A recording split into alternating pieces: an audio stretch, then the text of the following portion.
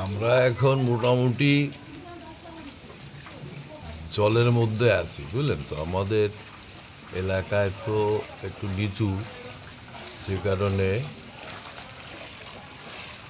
এত বৃষ্টি হচ্ছে, খালে আর জল টানতে পারছে না। সেই কারণে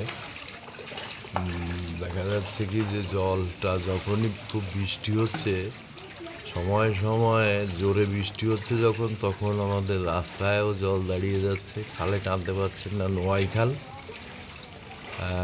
জানি না, যা ভাবসাব আকাশের আবহাওয়া দপ্তর যা বলছে, তাতে এরকম কন্টিনিউ আর 2-3 দিন চললে হয়তো আমরা সেই 78 সালের বন্যার মতন অবস্থায় পৌঁছে যেতে পারি। পৃথিবীর অনেক জায়গায় শুনতে পাচ্ছি সুনামি হচ্ছে, ভূমিকম্প হয়েছে জাপান, রাশিয়ার আশেপাশে কোথাও কোথাও।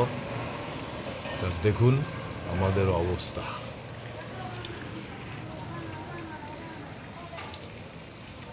এই হচ্ছে জলের পরিস্থিতি।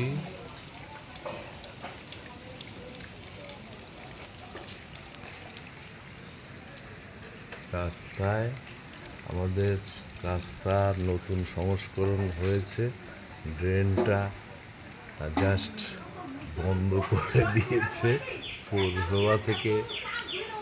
অনেক বছর ধরে নেতাকে বলেও এখানে এটা করাতে পারছিলাম না। যা হোক, এটা করার পরপরই শুরু হয়েছে এই বৃষ্টি।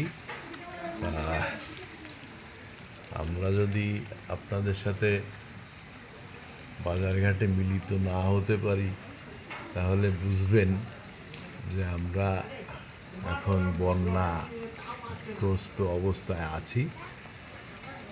আর আপনাদের এলাকার পরিস্থিতি কি জানাবেন।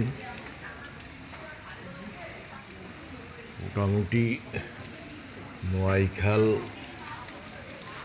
সেইভাবে আমাদের হেল্প করতে পারছে না, জলের এত চাপ আকাশ থেকে। আপনারা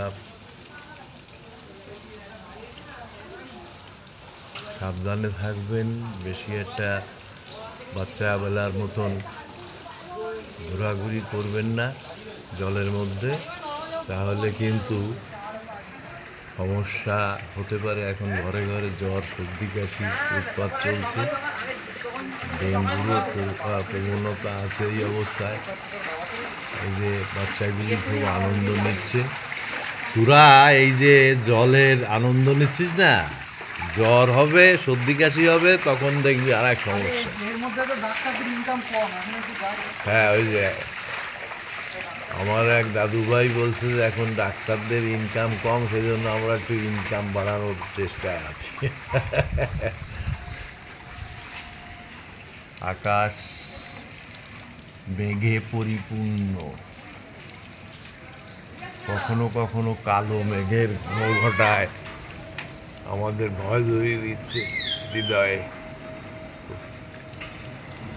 পুরো আকাশ দেখুন মেঘে ভরপুর।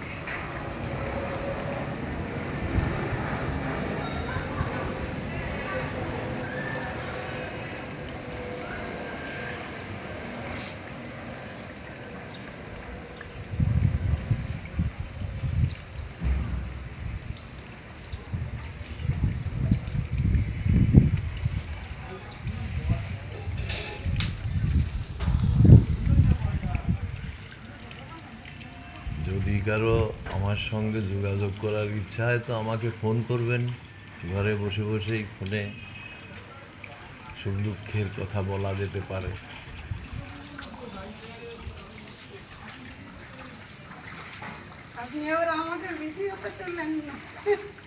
এই যে খাবার এক জায়গায় রান্না হচ্ছে কিচেনে,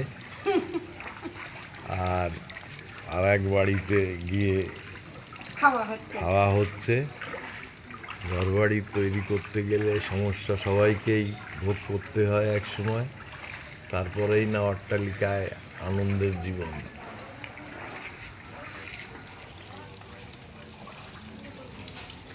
এই হচ্ছে আমাদের সিঁড়ির নিচে নামলেই জল। আর দেখুন, এটা মনে হচ্ছে যেন আর্টিস্টের আঁকা ছবি। দুটো সুপারি গাছের ছবি দেখুন কত সুন্দর আসছে। রাখছি, ভালো থাকুন সবাই, সুস্থ থাকুন।